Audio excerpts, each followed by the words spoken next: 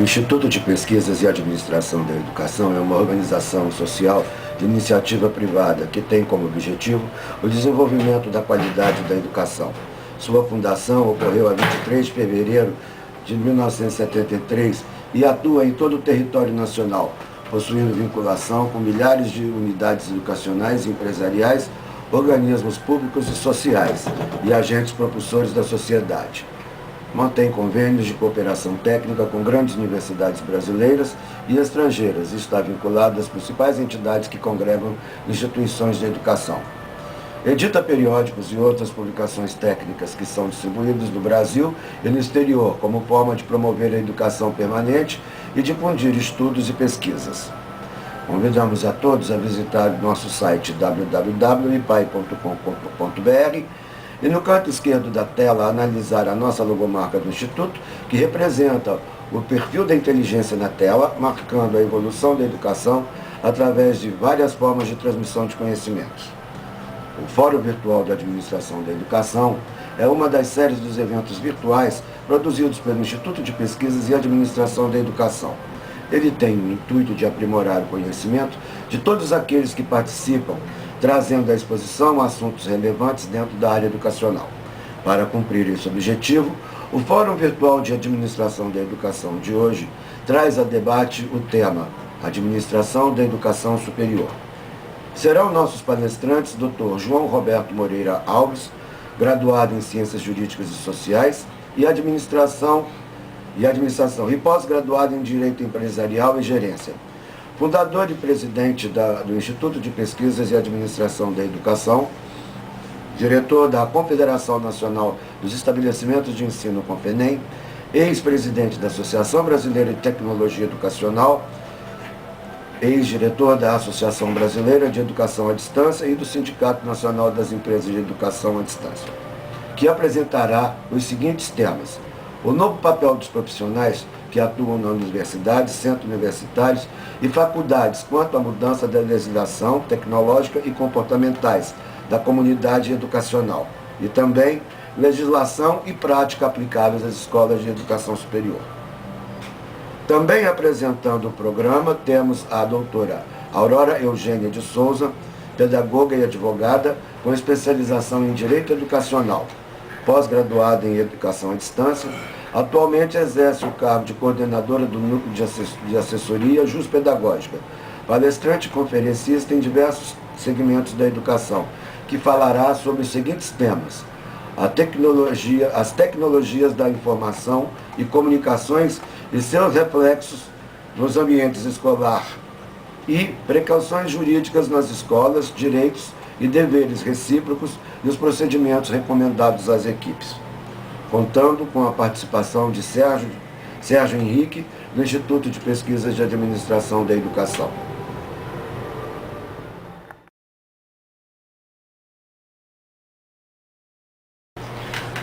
Vamos falar agora sobre as tecnologias da informação e comunicação e seus reflexos no ambiente escolar.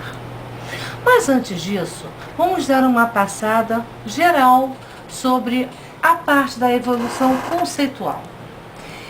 E na transição do século XIX e o século XX, a palavra instrução era que se referia à parte toda dos colégios. Nos anos 20, tudo referente a colégio era ensino. Já nos anos 30, a educação ela era propriamente dito para dentro dos colégios, era educação. E agora, no século XXI, nós temos a aprendizagem. Por que aprendizagem? Porque há uma troca de informações entre o aluno e o professor. Não existe mais aquele professor que detém todas as informações, pois essas informações vocês conseguem nos meios virtuais. Então você faz uma troca de informações do discente com o docente.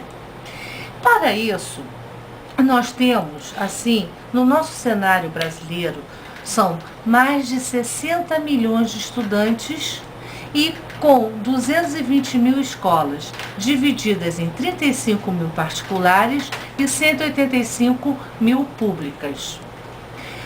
Por que nós falamos sobre tudo isso?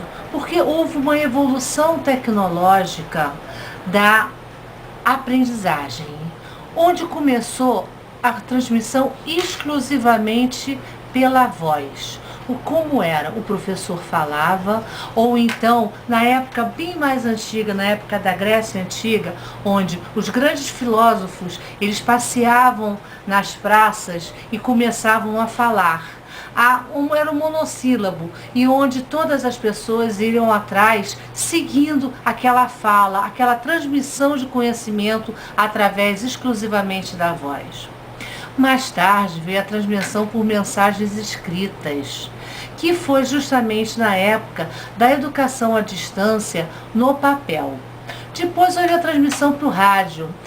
Quem é um pouquinho mais da velha guarda, lembra que você tinha aqueles rádios onde você ficava esperando o projeto Minerva para você poder escutar as aulas através do rádio.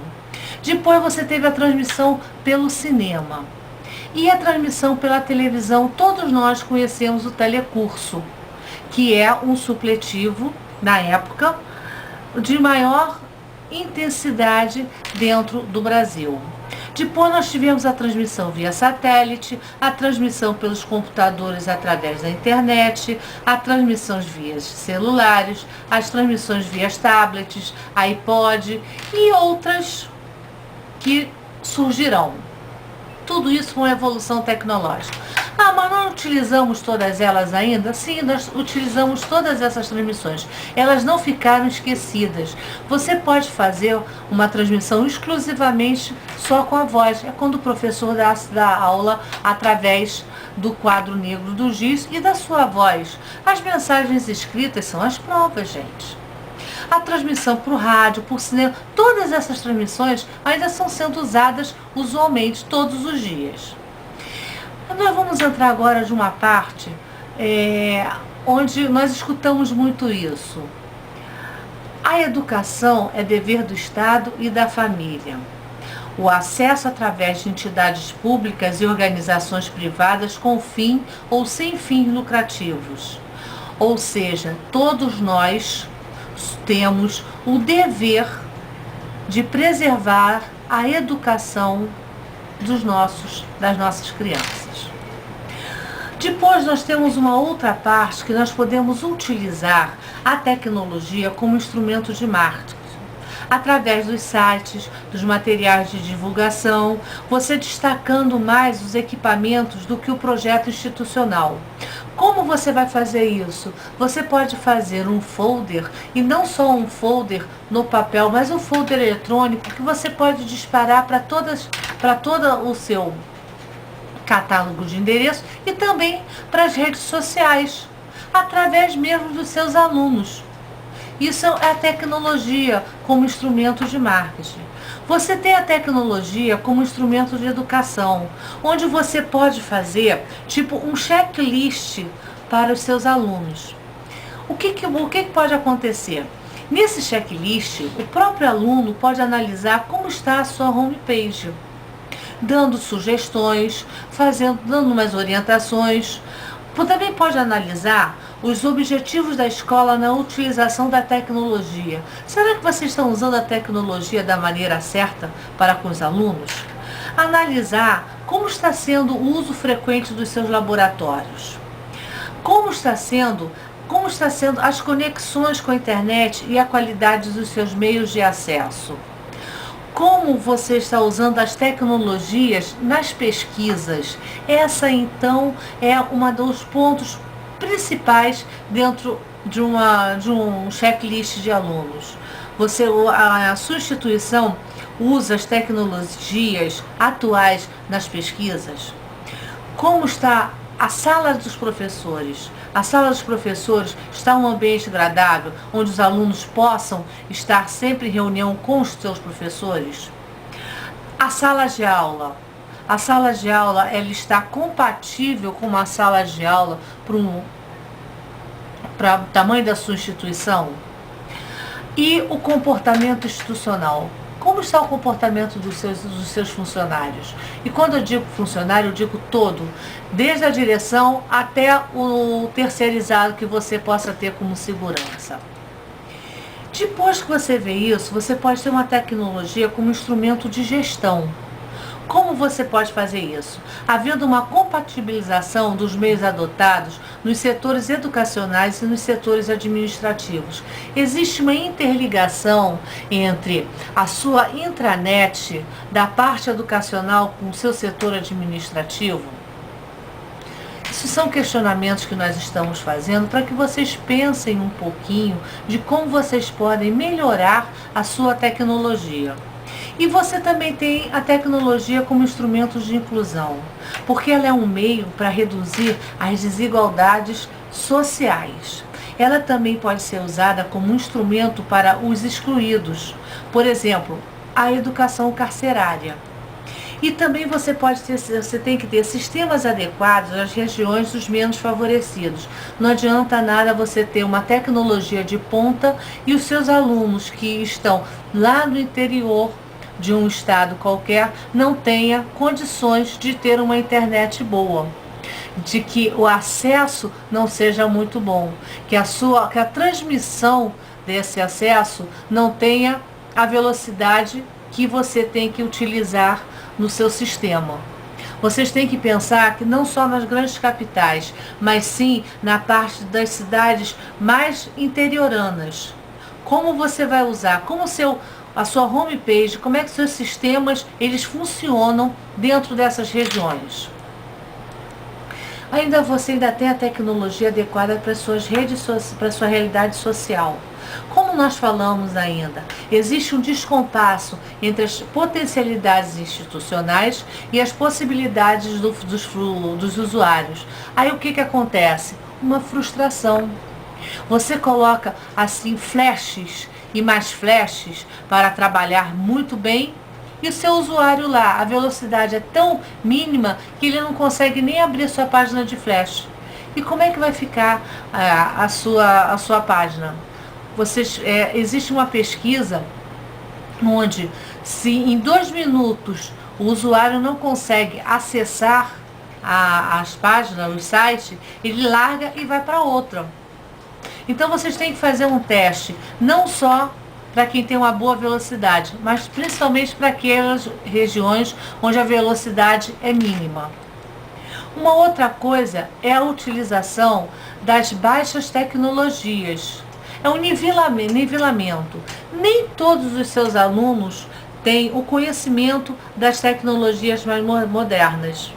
Então vocês têm que trabalhar com a metade, nem muito alto, nem muito baixo, mas de uma maneira que você consiga nivelar aqueles alunos que estão acima do potencial da parte das tecnologias e aqueles alunos que estão bem abaixo. Você tem que fazer um nivelamento entre eles.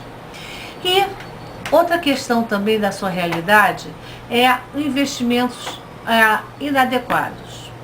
A suspensão dos programas. É uma frustração muito grande quando você coloca um programa para ser feito, para ser utilizado e mais da metade dos seus alunos não conseguem utilizá-los. Então, a nossa orientação é que antes de vocês investirem pesadamente nesses programas, vocês façam os testes para ver se realmente esse programa está adequado à sua comunidade educacional.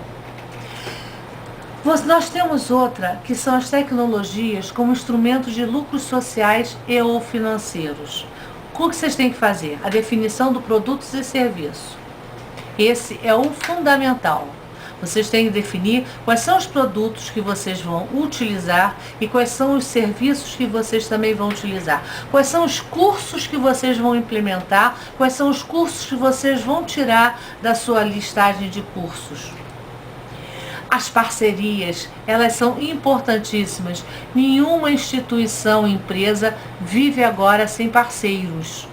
Vocês não conseguem trabalhar mais sozinhos. o custo fica muito alto.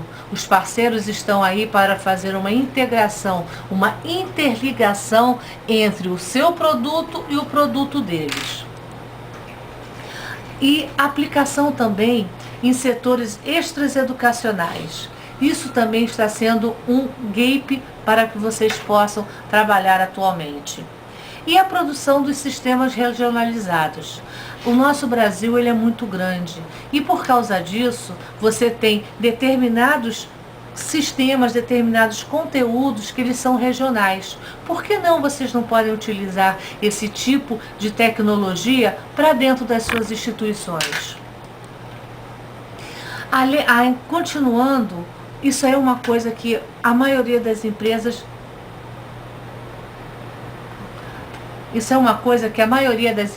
elas não estão conseguindo fazer. Qual é? A incubadora das empresas. Você não pode ter uma incubadora dentro da sua instituição? Se você trabalha com administração, tem incubadoras de empresas na área de administração. Se você trabalha com cursos de tecnologia, por que vocês não têm incubadoras sobre tecnologia? Isso é uma maneira de vocês estarem fazendo um trabalho extraeducacional e, além disso, um marketing educacional, porque a partir do momento que você tem uma incubadora dentro da sua instituição, você tem um circuito, uma circulação maior de pessoas. E dentro dessas pessoas, quem sabe vocês não conseguem mais alunos? Pensem nisso.